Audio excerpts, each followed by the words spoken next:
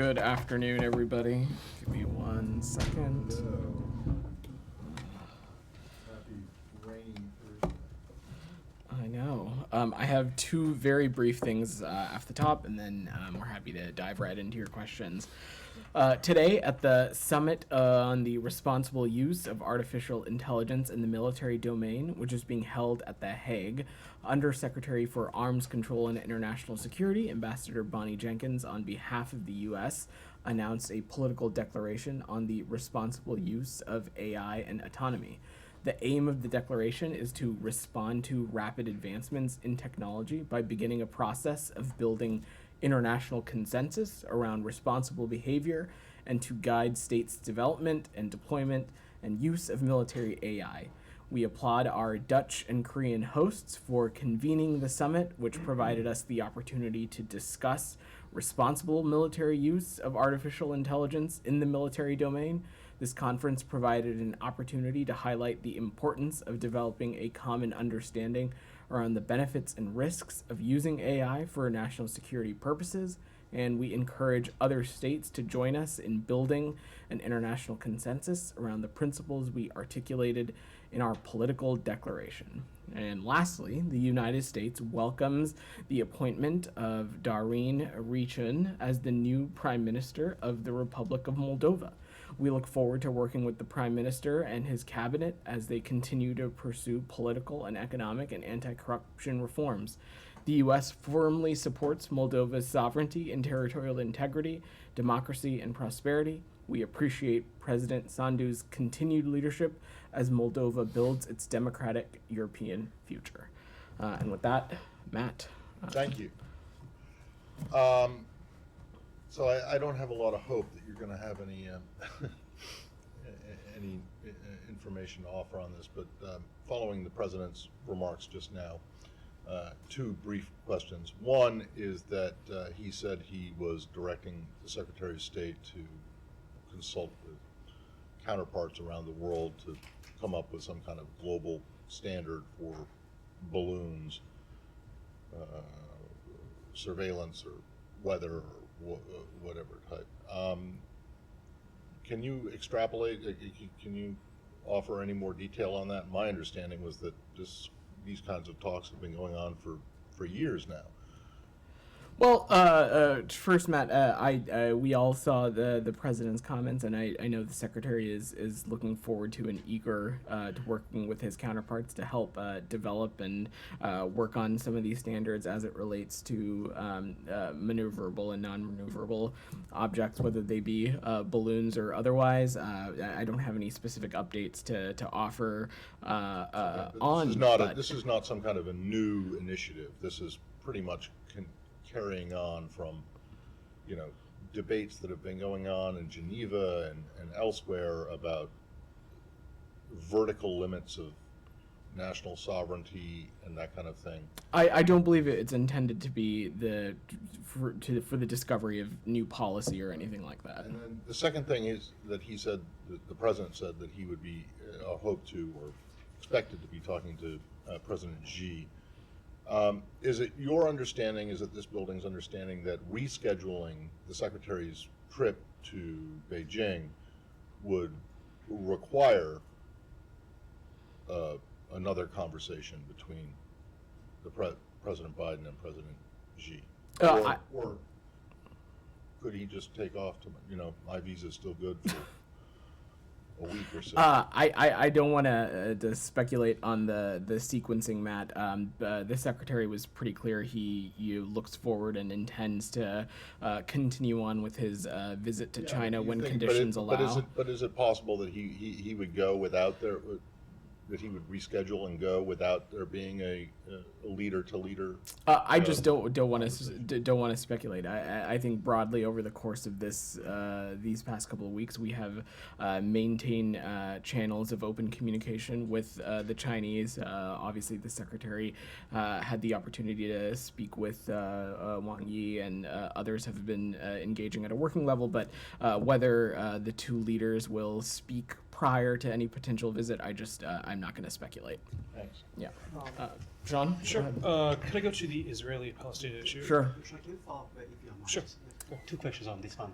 On China? Yeah, Go. on this very topic. Sure. I was hoping we could backtrack a little bit. So last week you said that you are aware of Chinese plan to spy on 40 countries. So 1 week in, no country has been forthcoming so far. I was just wondering if on your end privately you're experiencing different traffic. Are the countries approaching to you? Are you in the midst of any consultations with them? Well, Alex, I'm just not going to speak for other countries, but if you look to just public commentary that some of the foreign dignitaries that we've hosted in this building over the past couple weeks, when they've been asked about the high altitude surveillance asset that was discovered over the United States, rather, there has been convergence on the United States approach and our handling of the situation. And of course, a big part of this is our close consultation with our allies and partners and the robust engagements and dialogues that have taken place in the days and weeks afterwards. But I'm not going to get anything beyond that. Okay, and back to Matt's question. The president used the phrase common global norms. So we're at the zero level at this point, or there have been norms, just need to upgrade them? Certainly, I don't think that's what the president was trying to insinuate. Obviously, there have been and are standards and protocols and policies in place as it relates to the air and aviation, whether it's manned, unmanned, or otherwise. But it's clear that, and the president alluded to this, that given heightened sensitivity and our discovery of these 3 additional objects, that there is more for us to discuss with our allies and partners, with countries around the world, as it relates to these things. And so the Secretary looks forward to doing that. Thank you. To go back to the Israeli-Palestinian issue. At the UN, as you probably know, there's a draft resolution that would call on Israel to immediately and completely cease settlement activities. The administration, the State Department, has been critical of the latest settlement moves. Does the U.S. have a stance on this resolution? Thanks, Sean. We remain focused on supporting the conditions necessary to advance the prospects for a negotiated 2-state solution between the Israelis and Palestinians, which is our belief is the only path to a sustainable end to the conflict, and we continue to engage with all parties on this. The introduction of this resolution is unhelpful in supporting the conditions necessary to advance negotiations for a 2-state solution. We are aware of the introduction, and we're coordinating closely with our partners in New York on next steps. When you say unhelpful, does that mean that the U.S. is ready to veto it? Is it looking to change it before it gets to that point or not be introduced at all? I'm not going to get ahead of the process, Sean. We are coordinating closely with our partners in New York and are assessing our next steps. But when I say that it is unhelpful, we have been clear as it relates to both the Israelis and the Palestinians, and you saw us be very clear about our stance on this after the events of Sunday on Monday from this podium about actions, including settlement activity that could undermine a 2-state solution and also further incite tensions. These are the kinds of things that would do the opposite of that. Can I just take one more step? One more, Sean, and then... Sorry, just quickly, if I could just take one more stab at that, on the veto possibility. If it does come, is the veto an option? Is that something that the U.S. is willing to do to not have this see the light of day? Sean, I'm just not going to speculate or hypothesize on or get ahead of the process here. I think what I will reiterate is that our view is that the introduction of this resolution was unhelpful in supporting the conditions necessary to advance negotiations of a 2-state solution, just like we believe that the news out of Israel on Sunday was unhelpful and something that would further incite tensions as well. And our viewpoint has always been that both sides should avoid taking steps that puts us further away from a 2-state solution and further incites tensions, which these are the kinds of actions that do that. Let me do Saeed, then I'll come to you, Simon. Are you on the same topic, Simon? Yeah. I'll defer to you, and I'll take. Yeah, so sorry, just to drill down on what you're saying is unhelpful. I mean, if you look at the wording that's been reported from this draft text, it seems to be things that you agree with. So what exactly is unhelpful about a resolution that, you know, condemns something that you condemn and restates things that you also agree with regarding the occupation of those territories? So what exactly is unhelpful about this? Simon, we have been fairly consistent in over the course of this administration that we don't view the UN as the most practical or useful forum for discussing this issue, and that this is something that the two sides need to discuss and engage and negotiate and work on among themselves, and that steps like settlement activity, steps like the introduction of such a resolution are unhelpful and put us further away from a negotiated two-state solution, which has been our consistent viewpoint in where we would like this to end. And your position is still, or the administration's position is still that, you know, with regard to, as it was with regard to Russia in the last year, that you know, vetoes in the Security Council should be used sparingly as possible. I don't have any new policy to announce or a new strategic assessment to offer on our approach to the UN Security Council, if that's what you're asking. Said. Thank you, Vedant. I think I'm going to belabor the issue of the effort of the UN. You know, I mean, I don't understand. Israel was founded by the United Nations. It ought to be obligated to what the United Nations dictate. In this case, you know, a record of UN resolution was calling for it to stop settlements, to end the occupation, to start treating Palestinians humanely, and so on. I mean, I have the UN Security Council number 2334. The last time an issue like this came up in the Security Council, where, you know, the United States abstained, and hence the resolution passed. I suspect that the resolution on Monday will be pretty much the same thing. Why wouldn't the United States, you know, at least you know, abstain like they did the last time? Said, I'm just. I mean, I know you're doing I mean, it jumped the gun and so on, but. Said, we first of all, I'm not gonna get ahead of the process, and the texts that both you and Simon were referring to, they are draft texts, but broadly we have been very clear about our views on this, and I will say two things: is that the United States is committed to achieving a comprehensive and lasting peace between the Israelis and Palestinians, and we continue to believe that the two-state solution is the best way for Israelis and Palestinians to preserve, realize, and their national aspirations. And to be clear, Ned, the Secretary, our allies and partners, countries around the world, were very clear about our opinion as it relates to the news from Sunday. We view the expansion of settlements as an obstacle to that peace, as an obstacle to that two-state solution. We view that as an action that undermines a two-state solution. Similarly, we believe that also that the introduction of this resolution is unhelpful in supporting the conditions necessary for a two-state solution, for the two sides to come to a negotiated solution. And as I said, we're working closely with our partners in New York to determine our appropriate next steps. I mean, I understand, but how you put muscle or you put some strength, or some leverage behind your opinion? I mean, you know, you have a very clear opinion on the issue of settlements and so on, but the United States has historically fallen short of, you know, making its opinion materialize or felt by the Israelis. So, I mean, you know, is the United States exploring ways and means to effectuate its opinion?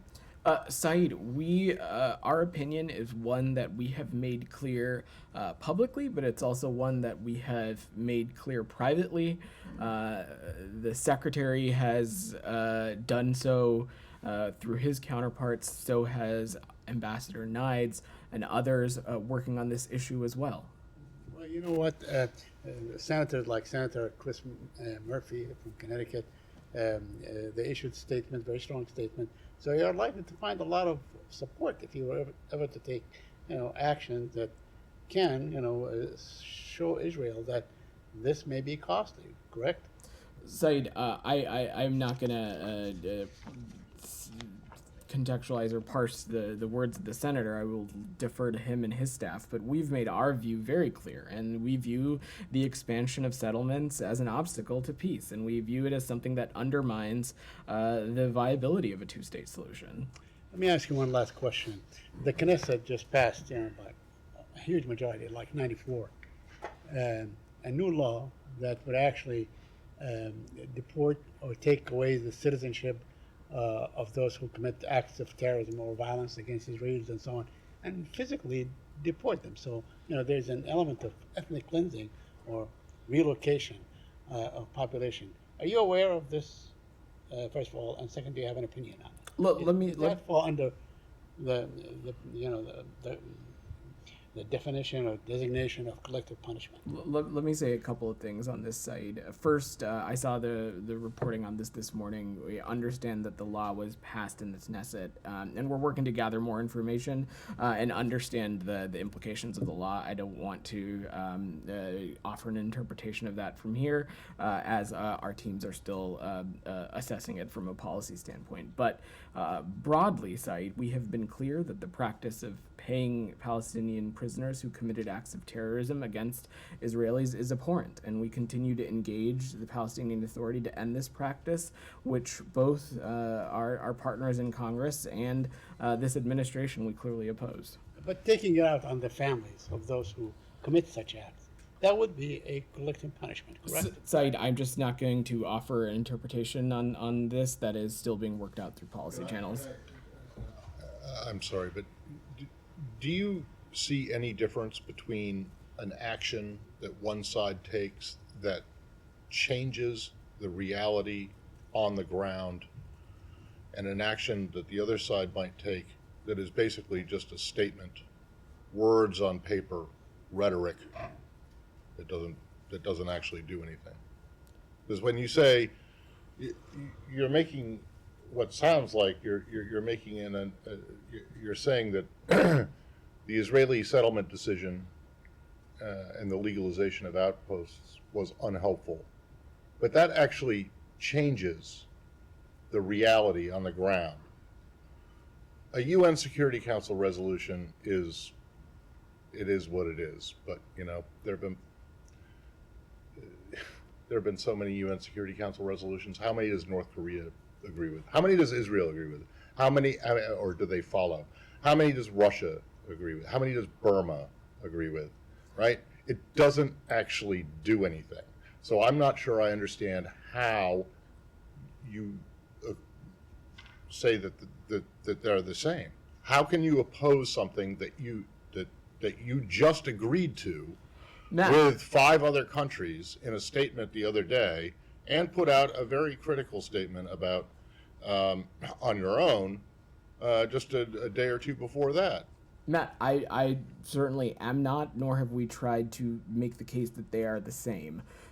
They are not. What I am saying, though, they're both unhelpful. They are. I don't see how explain to me how a UN Security Council resolution is as unhelpful as the Israelis expanding the settlements and legalizing what had been illegal outposts. I'm not going to put a metric on this, Matt, but we have been very clear. Well, that's probably a good thing, because I don't think you can. I am not saying anything new or trying to represent a new position of this and administration. That may be the problem here. We have because been, you're not, because I find it difficult to believe that you guys think that the two are equatable, that they're equivalent. Matt, One is literally taking land away, and the other is a piece of paper. the point that I have been trying to make, and the point that Ned has made earlier this week, and others across this administration have been making, is that any step that puts us further away from a negotiated two-state solution, any step that further incites tensions, any step that makes a two-state solution more difficult and less viable, we would take issue with, and we have issue with these steps. Which step We are takes not takes saying you further away from that I am goal? not going to put a metric on it, Matt, but I am not trying to say that everything is the same or anything like that. That's not Well, the, but that's exactly that's exactly what's going on here. That- You're saying that you oppose the. I don't understand what the difference is between saying that you are harshly critical, you deeply what was it, deeply troubled by the Israeli settlement announcement, but you didn't do anything about it other than say that you were deeply troubled about it. And now, when the opposite side comes and says that basically they want to say the same thing that you said, but at the UN, you're opposed to it. we have been very clear, though, Matt, that we do That's not not believe very that clear. That's the we've been opposite very of being clear very that the clear. UN is that we don't feel that the UN is the appropriate. What? So it's okay for you guys to say it on your own, and you guys and the French and the Italians and whoever else signed on to that joint statement the other day, that's okay? What- But it's not okay for the UN Security What Council you to do saw it? that statement say, Matt, including the one that we put out from the Secretary as well as the one that was signed by allies and partners, is a further reiteration of what I'm saying, which is that actions that will undermine a negotiated two-state solution are unhelpful and not welcome right Okay, now. I'm looking for your prediction as to the vote in the Security Council on this, because you know what? Several of the countries that signed onto that joint statement with you will vote in favor of a resolution such as the one that has been, except for you guys. I'm just not going to get And- ahead of the process here, Matt. I don't have anything else to offer on this. Anything else on this topic before we move away? All right, go ahead. Thank you. Yeah. I have a follow-up question on the Chinese balloon issue. Sure. Today, President Biden talked about the importance of maintaining open lines of communication between U.S. and China regarding this Chinese surveillance balloon issue. So now, are you confident in resuming communication between U.S. and China at the high official level, including Blinken and Wang Yi?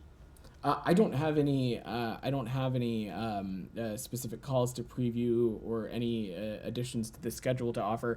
We have been pretty clear from the beginning about our desire to keep channels of communications open with the PRC. That has been the case for quite some time now, and we look forward to continuing to engage on this. But I don't have any specific calls to read out. Okay.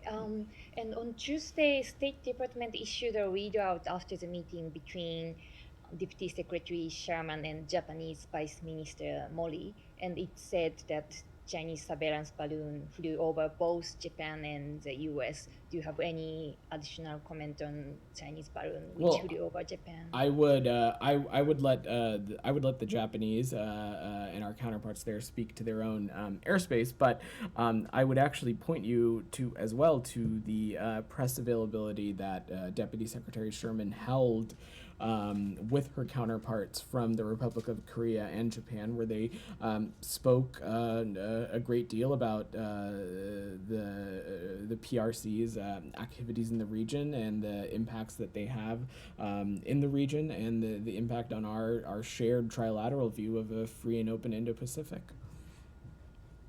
Alex. Thanks, Mel. We'll move to Secretary's trip. Before that, Ukraine, ahead of Secretary's trip, urged Turkey and the UN to stop Russia from obstructing grain deal. We're just wondering if this deal overall will be a subject to the Secretary's talks in Turkey. Well, Alex, we have not held back when it comes to how helpful and fruitful we have found the Black Sea Grain Initiative deal to be in ensuring that grain gets to the places that it needs to go. It has been so immensely helpful. But let's be incredibly clear about one thing. It should not have been necessary in the first place. This is a result of Russia's decision to try and weaponize grain and weaponize food. And so I don't want to get ahead of his trip, but yes, I am sure that the benefits of the Black Sea Grain Initiative and the desire and need to keep it alive is something that will be of topic not just in his upcoming bilateral engagements, but I'm sure also at the Munich Security Conference as well. Thank you. And regarding Munich, I know you mentioned yesterday you don't want to talk about bilateral meetings, but several countries, Iran and Russia, will be represented by opposition leaders. As you know, this is the first time Putin's Russia will not be invited at the state level. May I get your reaction to, first of all, Russia not being invited? Secondly, is the Secretary planning to meet with any of either Iranian or Russian leaders, opposition leaders? Let me say first, speaking to the schedule, I don't have any scheduling announcements to preview or get into about the participation of the Russian Federation. I think the organizers of the Munich Security Conference were very clear. These are, our words, not theirs, but they essentially alluded to the fact that it can't be business as usual, given Russia's ongoing unjust and illegal war against Ukraine's territorial integrity and sovereignty. Okay, and last on the Caucasus, is the Caucasus negotiator, Mr. Bono, is he joining the Secretary's trip in Munich?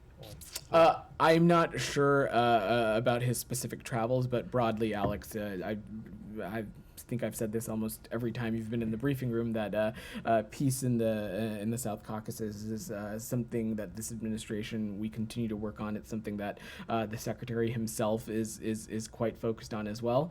And so we welcome any efforts that will help us get to a durable peace, but I don't have any travel or anything to preview. He has been in office for more than 2 weeks. Is there anything that is preventing him from going to a region?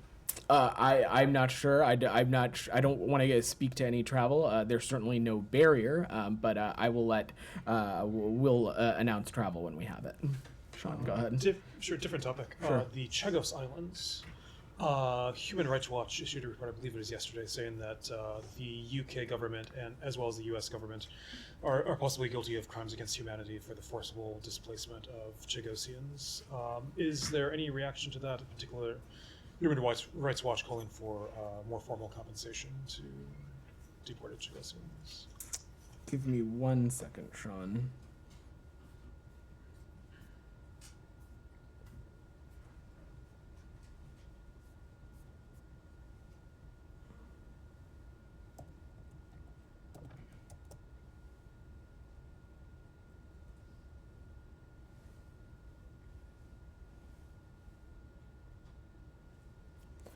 So, Sean, we are aware of the report from Human Rights Watch concerning the treatment of Chagoans in the 1960s and 1970s.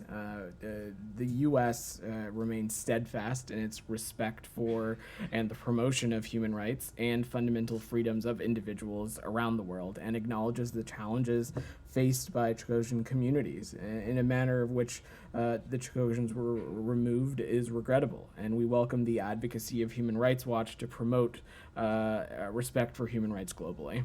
As far as the crimes against humanity issue, you're not going to go there? I just don't have anything else to offer, but I will just note that we appreciate the UK's efforts to improve the livelihood of Chagosians wherever they live, including its commitment to an approximately £40 million support package in 2016. And over the years, the UK has provided educational and community support and revised nationality laws while assisting Chagosians pursuing British citizenship and opportunities to build a future in the UK. I'm going to work the room side, and I'll come back to you, I promise. Shannon? Thank you. I just wanted to double back one more time to the objects actually that were shot down out of the sky over American airspace after the Chinese surveillance balloon. We heard from the president today something that we've heard from other officials, but basically that from the intelligence community, its assessment, it seems most likely that these are in fact harmless aircraft. Is there any concern within the State Department that taking action that critics have described as, shooting first and asking questions later to take down these objects might undercut the U.S. claims about the U.S. assessment of the Chinese surveillance program, or perhaps give added boost to Beijing's claims that the U.S. is overreacting? Well, I think the president was pretty clear in his comments that, and if you're speaking about the three objects over the past about week and a half, he was clear that the current U.S. assessment is that these are not linked to a PRC surveillance program. I don't have a different assessment to offer from the State Department, but also you saw the president speak about both these objects and the first high-altitude surveillance asset that was linked to China, that when it comes to protecting our national security, this administration isn't going to hesitate to take action. And so I will let the DoD and our colleagues at the Pentagon speak to any specific operational updates on the recovery of these items. Said. Ukraine Sure. related. Today, the Israeli foreign minister met with President Zelensky and met with his counterpart, and Israel said that they will support Ukraine next week in the General Assembly, and so on. And they said that they will supply Ukraine with humanitarian aid, also civil defense systems, whatever that is. Do you have any comment on that? Have the Israelis now moved maybe closer to your position regarding Ukraine, or you think that they remain where they were? Said, when it comes to the specific kind of support that any country will provision to our Ukrainian partners, whether it be security assistance, humanitarian assistance, or otherwise, these are decisions that independent countries will take in their own accord through their own government mechanisms. So I don't have anything different to say than what we've said previously, is that we, of course, welcome any country supporting our Ukrainian partners in their defense against this unjust provocation and invasion of their territorial integrity and sovereignty. Dylan, go ahead. Yeah, but immigration-related question. Earlier this week, the premier of Quebec called out the mayor of New York, Eric Adams, complained that he was busing migrants that had entered the U.S. illegally to the border with Canada, and basically was trying to, funnel them into Canada illegally, and said this was unacceptable. I'm just wondering, are you aware of this complaint? Have you talked to the mayor's office about it? Is it something that's come up when you've talked with your Canadian partners about immigration issues recently? I am not aware of this, and to my knowledge, have not had State Department engagements with the City of New York on this. But broadly, Dylan, as it relates to the status of migrants who are in the United States that are currently going through immigration proceedings or have their proceedings yet to be scheduled, the coordination and the management of all that would be happening through the Department of Homeland Security. So I will refer you to speaking to them if they can offer any updates on this. All right. Oh, sure. Go ahead, Sean. Hit you up for one more since you seemed eager for English. Nicaragua, I know it's been something asked before. Nicaragua has revoked citizenship of more of its dissidents overseas. I know you've reacted to things similar to this in the past, but is there a sense that this is more of a trend? Does it affect the relationship with Nicaragua and any potential hopes of a thaw? Well, the big thing here, Sean, is that this act is inconsistent with the Universal Declaration of Human Rights, which provides that everyone has a right to nationality, and we condemn the Nicaraguan government's move to strip the nationality of another 94 citizens. This regime also reportedly ordered the seizure of their property in Nicaragua. This is a deplorable act, and it's another step backward for the Nicaraguan people and their hopes of keeping living in the democracy that they deserve. We remain steadfast in encouraging additional steps by the government of Nicaragua to restore civil liberties, especially in the light of their unilateral decision to release the 222 political prisoners early last week or late the week before. This move that you just described is a step in the opposite direction. Okay, and you don't see any Saeed's question earlier about the Israeli deportation law? Matt, Saeed's question So was you can just, so you draw a distinction between revoking someone's nationality and deporting them, right? Saeed, And with Matt. that, and with that, well, okay. Matt. I have a little bit more hair than Saeed does, but a little bit. Just I a can little tell bit. the two of you apart. I want to be very clear. You referenced Saeed in your question. So, Sean was asking specifically No, about a I specific know, but incident. I'm talking about nationalities, and you say, and I want to know if that applies to, like, deportations of. Saeed's people, question was or about revoking nationalities or revoking passports. Like, let's get into, Edward Snowden, if we're going to do that. Matt. Saeed's question was specifically about a law that just passed, and that I said that we are looking into the implications of that law. Sean's question was about a specific situation that the government of Nicaragua took. These are a little different. Well, they're both government actions, right? I understand, and I said that as it relates to Saeed's question, we're seeking to gather more information about its tangible implications. If you don't mind. We didn't Sure, cover Alex. Iran. The statement came out this morning, GCC and the U.S. joint statement. Give us a bit of significance of that. Also, what are you going to do about it, about Iran's regional dysfunctional role, which is outlined in the statement perfectly well? Sure.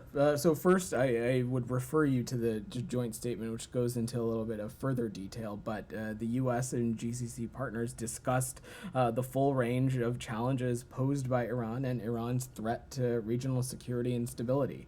They issued this joint statement condemning Iran's continued destabilizing policies, including its support for terrorism, its use of advanced missiles, its use of cyber weapons, its unmanned aircraft systems, and their proliferation of them in the region and around the world. And this U.S. GCC working group is the latest example in our close coordination with our partners in the region in tackling the challenge posed by Iran head on. Any action you might want to preview? Alex, you've been covering the State Department long enough to know that we're never get into the habit of previewing actions, but as you also are quite aware that when it comes to holding the Iranian regime accountable for its human rights abuses against its own people, for its malign and destabilizing actions in the region and around the world, the United States has not hesitated to act, and it's not hesitated to coordinate and act together with our allies and partners as well. Thank you.